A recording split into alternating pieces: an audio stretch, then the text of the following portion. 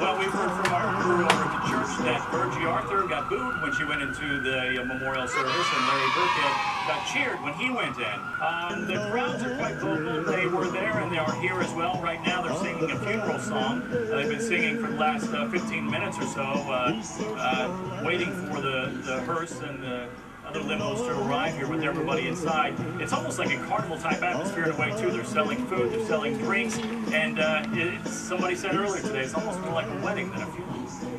We expect they'll go in as quickly as they can. We don't know the exact number. We've been hearing all along as many as 30 people. It's going to be a very private ceremony, probably on the shorter side. About the baby, whether or not the baby, Danny Lynn, was at the funeral. Just several months ago, and now this entire group, a much larger group in this case, is returning to this scene for her burial, a burial that was hugely, hotly contested by her family up to the point of this morning when Virgie Arthur actually tried to stop the funeral from taking place. We don't know exactly what her motivation was in that, but we're going to continue to follow this story for you closely. As you can see, for Danny Lynn, this acceptance of Larry Burkhead and his involvement in this whole process led her over to the burial site. And we understand that approximately 9 or 10 people for each, the Burkhead group, the Howard K. Stern group, and also Virgie Arthur, towards this tented area where she will be buried next to her son. She's wearing a pink gown that was apparently of her own design for this purpose to be buried in. And also an interesting anecdote is that she's holding the ashes of Howard Marshall in her hands. So, it just doesn't get much stranger than all of this, folks. Now, too terribly private. There's a camera crew arrived at about 7 o'clock this evening. And how much do you think Howard's going to get for all of this? You think you might have some answers on that?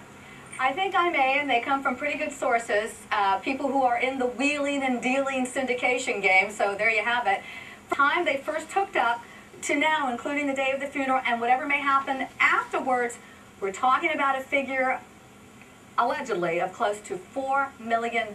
Now, here's sex, their sexuality. Quite a bit of that. Anna Nicole was a walking contradiction. Yep. So in some ways, she appears kind of plucky. She went after a billionaire. She went after what she felt was rightfully her own. She went after the American dream. But yet, she was like a walking Russian roulette waiting to happen, and fate finally caught up with her. So there's a little bit of this rubbernecking quality. We all like to look at dysfunction and beauty, and she had both.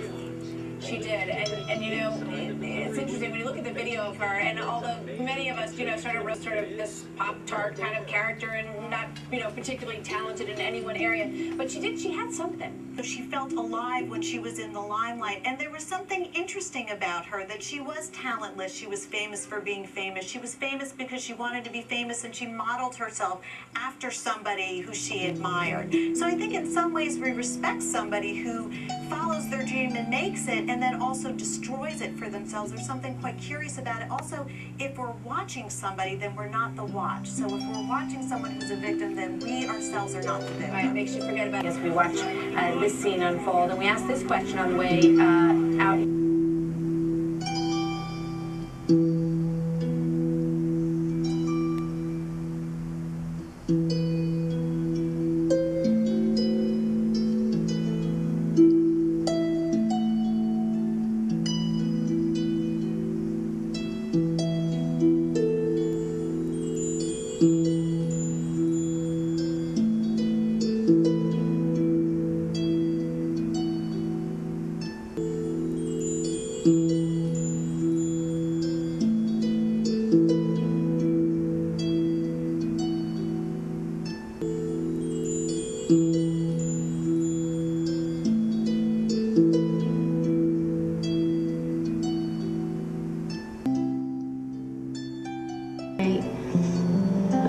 It felt like God and Jesus were like ripping my insides out of my body, and like the devil was like yanking my insides from my legs, and we're playing tug of war. If you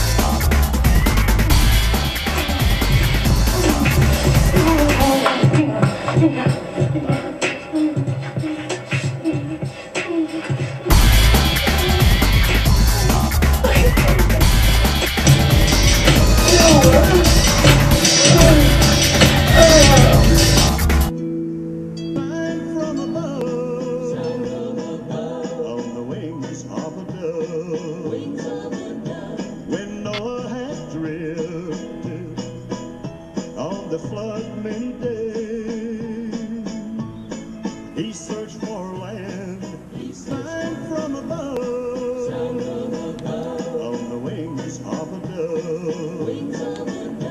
When Noah had drifted on the flood many days, he